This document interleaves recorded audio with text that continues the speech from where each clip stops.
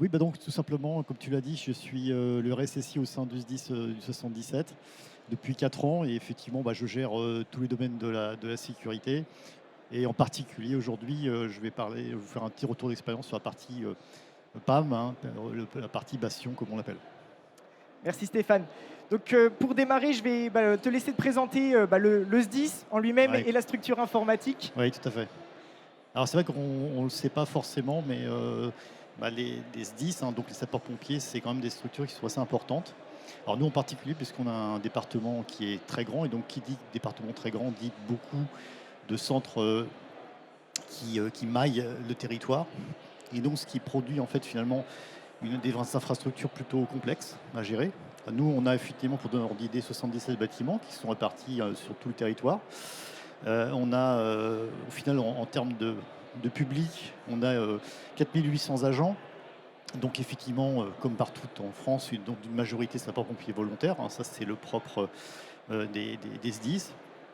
Et effectivement, on sous-estime finalement, c'est ce que j'ai découvert en arrivant au SDIS, on sous-estime la complexité à gérer. Et donc, en l'occurrence, chez nous, on a une DSI d'environ 35 personnes, 200 serveurs, des centaines de matériels réseau, et puis un SI, un système d'information bon, qu'on appelle nous administratif ou bureautique, qui est très classique, mais aussi, surtout, un système d'information qu'on appelle nous opérationnel, qui est dédié au secours. Voilà. Et donc ce système d'information, il faut le manager, le gérer au quotidien. Et Ouais, tu avais une problématique qui était une manque de visibilité sur ouais, les actions principalement des prestataires externes. Et je vais te laisser étendre sur cette problématique et ouais, d'où s'est fait ressentir ouais. ce besoin. Voilà, pour le coup, c'est pas une problématique particulièrement, c'est pas propre aux SDIS. Je pense que ça va être, vous allez peut-être tous vous reconnaître là-dedans. En réalité, vous avez compris qu'on a un système d'information assez grand, on a aussi des prestataires. Et donc, bah, fatalement, les prestataires, bah, ils font des prestations, de la maintenance, des installations. C'est probablement comme vous, hein, tout à fait. Et pour le coup, bah, comment ça se passe? Sans rien vous apprendre, eh bien, chaque prestataire arrive souvent avec sa solution. Alors, il faut aller voir après le service réseau pour dire ah, il faut ouvrir les ports parce que c'est la solution Goto machin pour connecter sur un poste de rebond.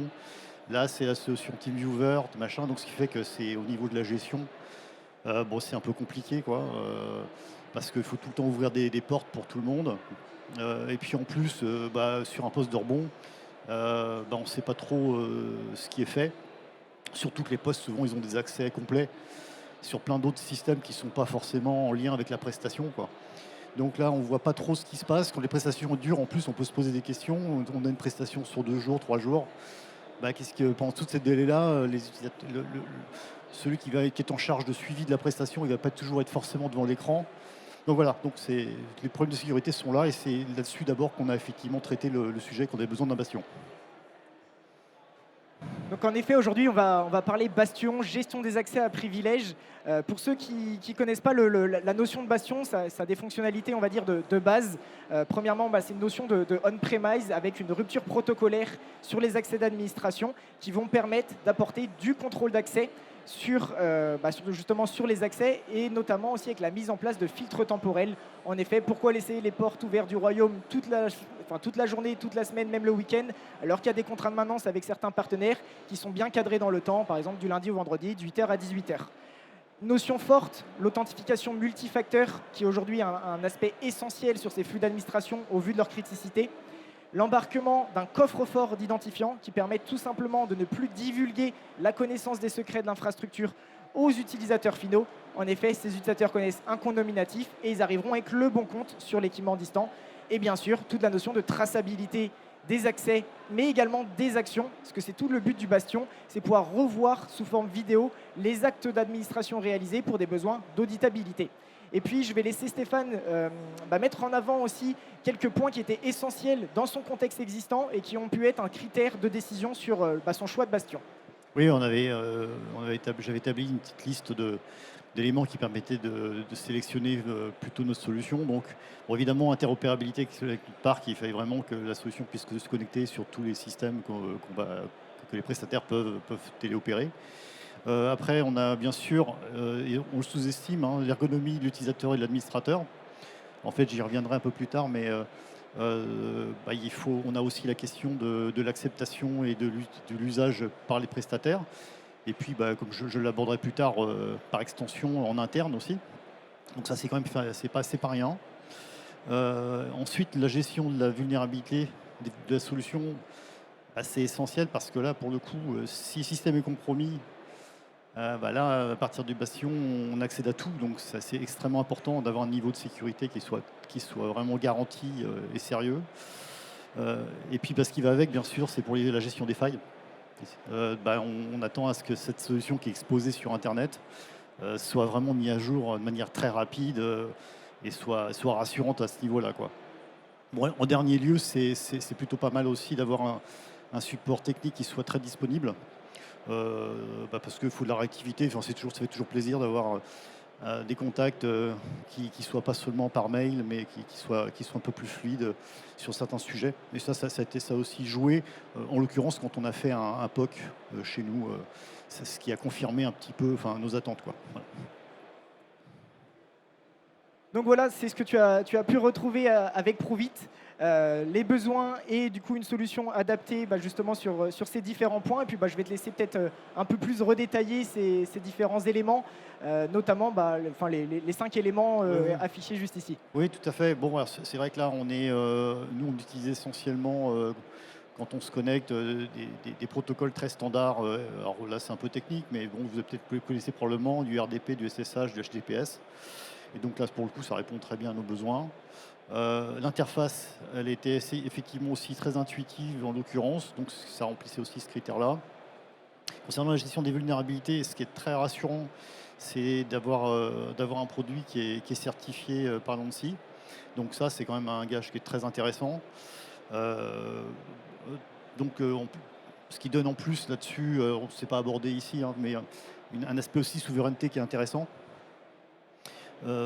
Et puis ensuite, évidemment, pour la fréquence des mises à jour, on l'a vu, hein, de toute façon, c'est bien, on l'a constaté avec des mises à jour très régulières. Nous, on était effectivement, je l'aborderai tout à l'heure, on était, quand on a fait un POC, avec une nouvelle version avec de nouvelles fonctionnalités, on s'est aperçu que les mises à jour, elles arrivaient très vite.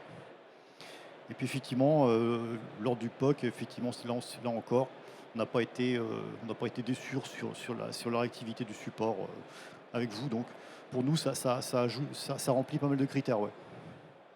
Merci beaucoup en tout cas. Moi je vais pouvoir revenir sur un peu plus en détail le Bastion. Donc en effet, le but du Bastion, c'est d'offrir un point d'entrée unique pour tous les accès à privilèges et d'administration du système d'information. Et grâce à ce point d'entrée unique, on va pouvoir gérer de façon industrialisée ces accès à privilèges.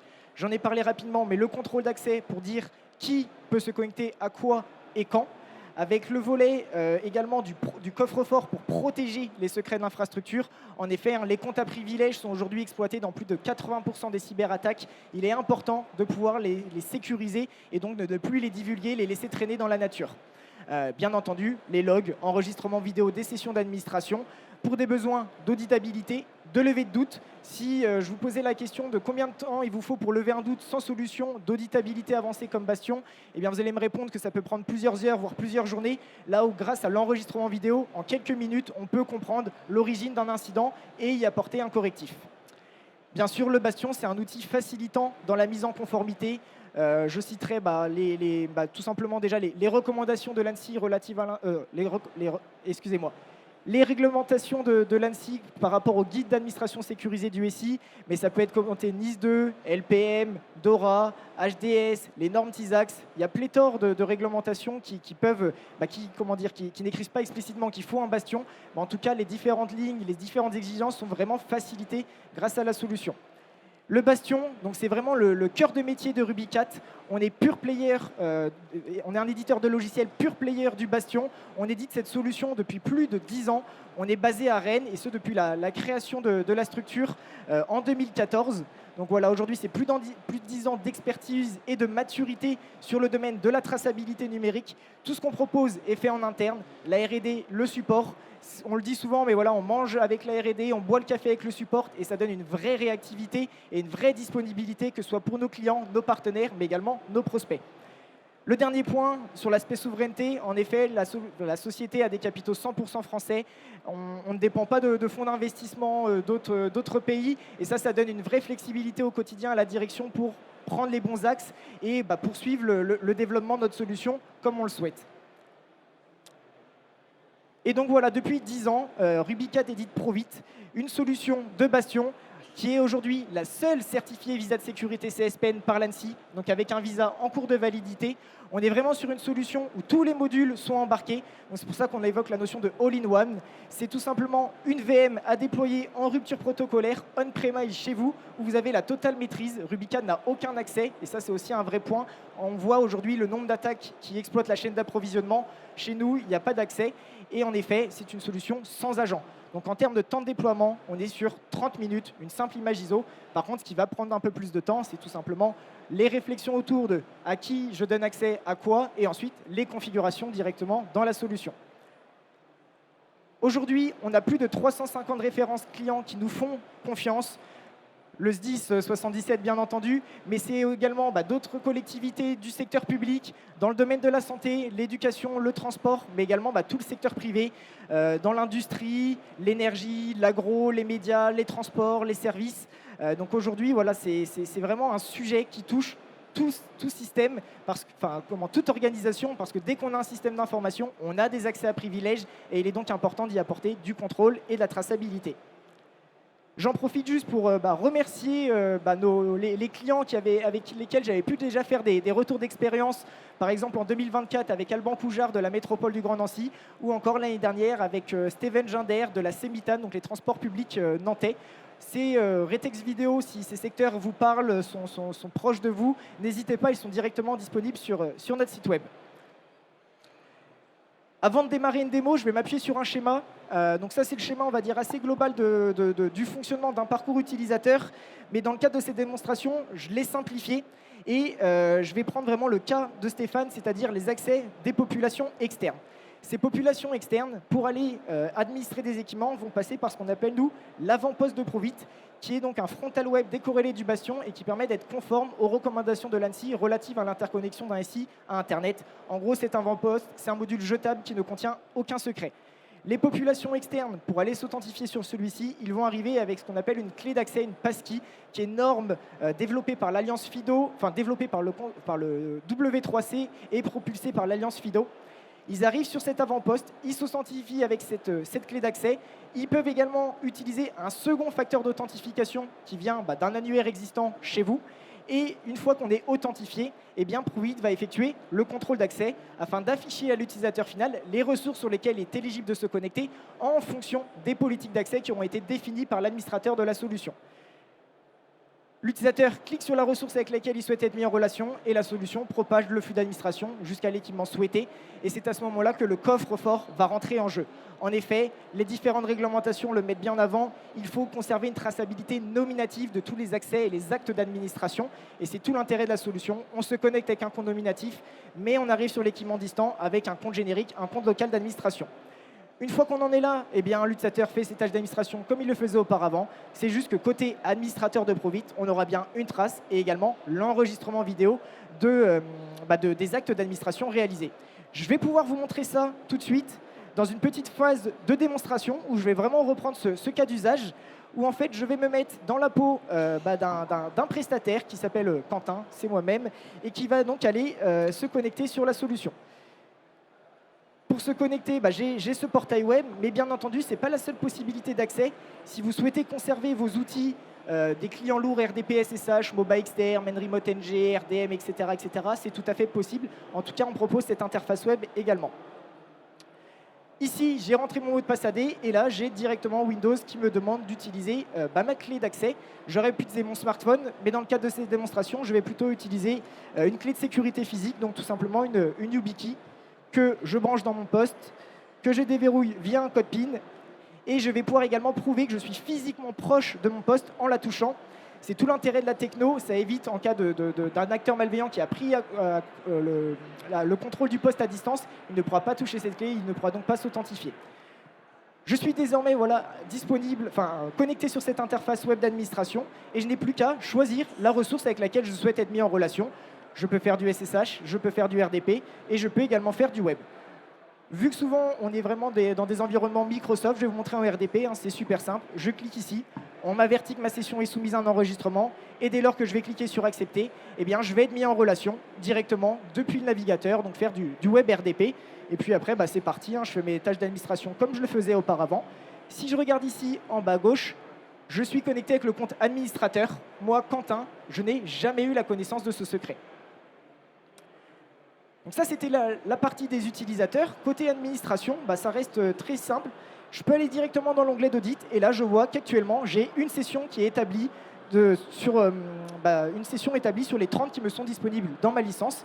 Et si besoin, je vais pouvoir aller voir ma session en temps réel, superviser les actions de mon utilisateur. Donc même dans le cas où si aujourd'hui vous avez encore du TeamViewer, du AnyDesk, etc., où vous supervisez, accompagnez vos télémainteneurs externes, eh bien vous pourrez conserver cet usage avec le Bastion. Bien sûr, en cas d'élément suspect, vous pouvez tout simplement déconnecter la session d'utilisateur. Donc bien sûr, l'utilisateur voit qu'il a été déconnecté. Et puis les sessions, on va les retrouver dans les connexions dites archivées, où là, on a vraiment tout l'historique de qui s'est connecté à quoi et quand. Et on sait bien justement que sur cette cible DC1, je sais bien que l'utilisateur utilisé, donc c'est l'administrateur, et je sais bien que nominativement, c'est Quentin qui a initié la session.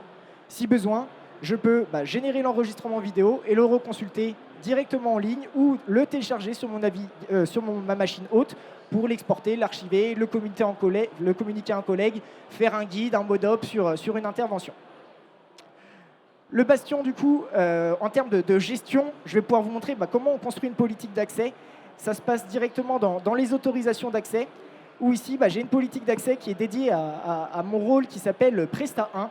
Parce qu'en effet, les politiques d'accès de Provit, c'est du RBAC, Role Based Access Control, où je mets en relation des rôles, c'est-à-dire des keys, vers des services, c'est-à-dire des quoi, les ressources cibles, et avec des filtres temporels d'accès. J'en avais fait un ici pour le FIC, donc c'est les 3 jours du FIC. Donc là, si je me reconnecte vendredi, je n'aurai accès à plus rien.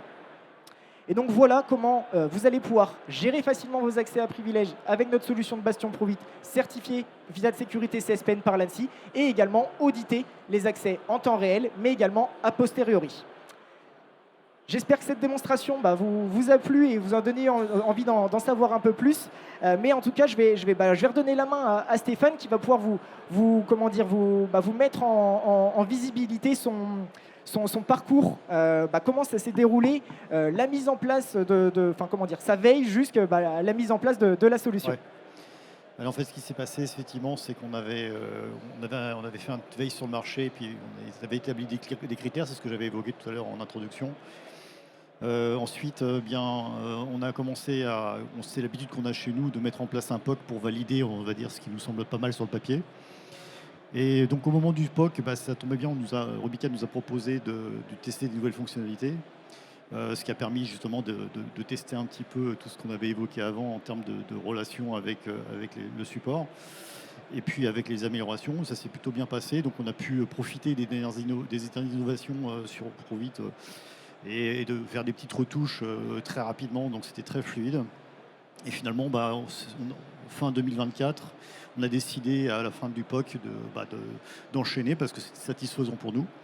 Et puis de partir de continuer l'accès, de partir vraiment sur la facturation et sur une acquisition.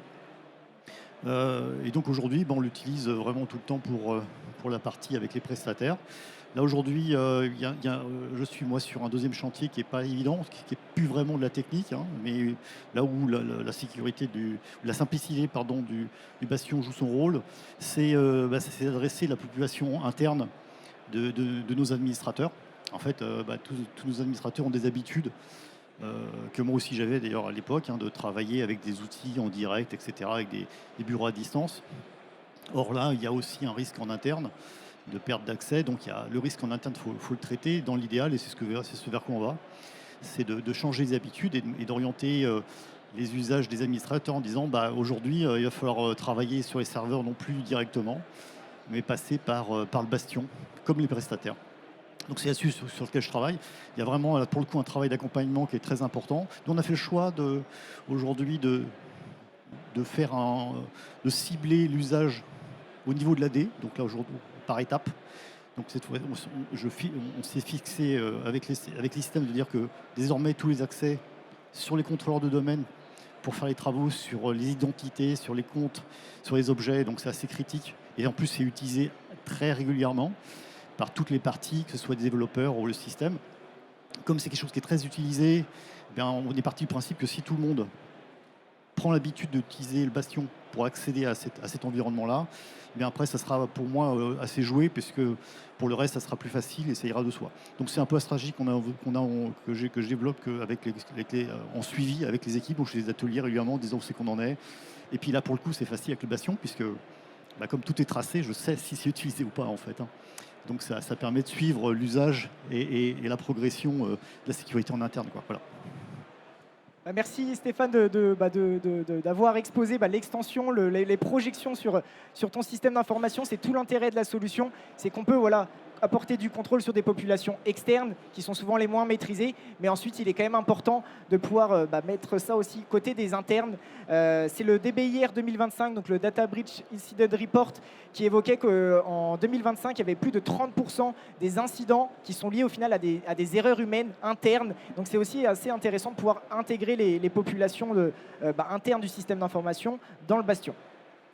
Je vais te les laisser revenir également sur les bénéfices clés que tu as trouvés sur Pruvit, qui est un petit peu une synthèse également de ce que tu as pu nous dire précédemment. Oui. Bon, c'est vrai, je l'ai dit, ça a joué beaucoup dans l'acceptation du produit. Donc la simplicité, on en a parlé, c'est quand même assez important et ça marche bien chez Pruvit. La double tente avec le Passkey, je trouve que c'est vraiment un MFA pratique, parce que une fois qu'on est enrôlé, après c'est très intuitif, c'est moins lourd pour les prestataires en fait. Donc il n'y a pas à installer forcément un MFA avec un Google Authenticator ou des choses comme ça, donc ça c'est plutôt pas mal.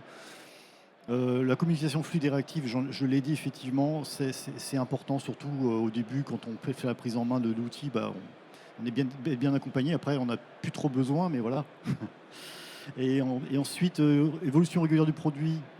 Oui, c'est pas payant, c'est inclus, on va dire, dans le cycle de vie naturel du produit. Donc ça, c'est important de se dire qu'on ne va pas avoir des surcoûts cachés, quoi. Et puis, ça, on n'a pas parlé, par contre. Alors, je voudrais faire juste un petit retour, une petite anecdote. Là, je vois les outils faciles à prendre en main. C'est vrai que j'ai oublié de le dire, mais lors du POC, on avait, nous, un administrateur système qui venait d'une autre administration, donc, et qui utilisait là-bas un autre Bastion. Et en fait, je me suis dit, comment ça va se passer, parce qu'il avait ses habitudes dans l'autre, là où il travaillait avant. Et en fait, c'est bien passé, parce que le fait qu'il a dit, c'est simple, ok, pas de problème, ça ressemble beaucoup à ce que j'avais. En fait, il pensait qu'il allait devoir un petit peu revoir ses habitudes. Et en fait, pour lui, ça a passé d'un produit à l'autre, ça n'a pas posé aucune difficulté. Donc ça montre un peu la simplicité, quoi. Je reprends en fait surtout la fin sur le modèle, sur la partie licence perpétuelle. C'est vrai que le mode de licensing, pour nous, il est adapté à notre population, aussi à nos moyens. C'est-à-dire que dans les usages, le fait d'avoir un système de session simultanée et de licence perpétuelle, ça correspond bien aux usages du SDIS et ça permet d'avoir une offre adaptée, quoi. Ça a été plutôt pas mal aussi au niveau de l'acquisition et des licences, quoi. En effet, c'est vrai que on est un peu un contre-courant du marché, mais en effet, on propose toujours des licences perpétuelles chez Rubicat, qui permet de faire de l'acquisition, de l'investissement sur une licence. Et ensuite, il y a uniquement de la maintenance à renouveler qui permet d'accéder à notre support et aux mises à jour mineures, mais également majeures de la solution avec toutes les nouvelles fonctionnalités. Je vais revenir du coup sur une dernière synthèse à nouveau sur ce que c'est Pruvit et également le Bastion. C'est l'outil qui va vous permettre de retrouver de la visibilité, de la traçabilité. Si je vous pose la question, est-ce que vous savez quel prestataire s'est connecté sur votre système d'information? Je ne suis pas sûr que vous pouvez tous me répondre positivement. Alors en plus, si je vous demande, est-ce que vous savez quelles ont été ces dernières actions? Je suis quasiment sûr que vous ne pouvez pas me répondre. Donc c'est vraiment l'intérêt du Bastion. On retrouve de la visibilité et on devient plus confiant justement sur ce qui se passe au quotidien. On sécurise des accès internes comme externes, la rupture protocolaire, le coffre-fort d'identifiant, avec une solution où en termes de temps de déploiement, on est vraiment sur 30 minutes. Et après, nous, on met une demi-journée pour paramétrer, pour exploiter ces premiers accès à privilèges. Et ce n'est pas un argument marketing. Je vous inviterai potentiellement dans une phase de POC à l'éprouver. Vous pourrez le tester et voir qu'avec cette solution, on est vraiment sur quelques heures de prise en main et on peut déjà jouer avec, l'exploiter pour tester des cas d'usage et valider son bon fonctionnement. Et puis voilà, pour revenir à une dernière fois, une relation de confluence avec nos clients. On a des clients qui ont plus de 10 ans. La structure a vu grandir ses clients et ses clients ont vu grandir la solution. Certains ont acheté la solution, il y avait un protocole, il n'y avait pas d'enregistrement. Aujourd'hui, ils ont toutes les fonctionnalités. Et ça, c'est quelque chose qui nous tient à cœur, c'est de les remercier. Pouvoir les mettre en avant comme Stéphane, que je vais chaleureusement remercier parce qu'il a fait et qu'on peut applaudir. Et qu'on peut applaudir. Merci Stéphane pour ton attention durant tous nos échanges, ton temps que tu nous as accordé aujourd'hui. C'est vrai que c'est des exercices qui ne sont jamais très simples. Donc, je te remercie chaleureusement. Et puis, pour vous tous, ceux qui veulent en savoir plus, je vous inviterai à directement venir nous voir sur notre stand F25. On est dans l'allée juste là-bas, pas loin du pavillon Bretagne. Et puis, n'hésitez pas à vous rendre sur notre site web. On a plein de retours d'expérience clients. Semitane, Métropole du Grand Nancy, Groupe Maufrais dans le transport logistique, CHU de Montpellier, Journal Le Point. La semaine dernière, il y a 2 semaines, on était avec la MSPP, la mutuelle des sapeurs-pompiers de Paris, un autre salon qui a pu également exposer l'intérêt et les bénéfices qu'il a trouvé directement dans le Bastion.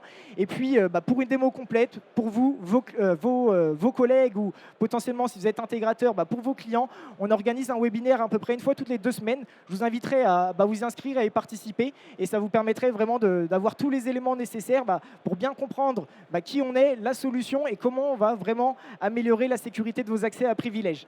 Je vous remercie. Je ne sais pas, Stéphane, est-ce qu'il nous laisse quelques minutes ou pour une petite question peut-être? Allez, une. Est-ce que quelqu'un aurait une question dans l'auditoire? Est-ce qu'on a une question? Une question? Have you got a question? Eh bien, nous n'avons pas de questions. C'est qu'on a été super fort avec Stéphane. Tout était très clair. Donc, on peut vous applaudir, bravo. Merci à vous.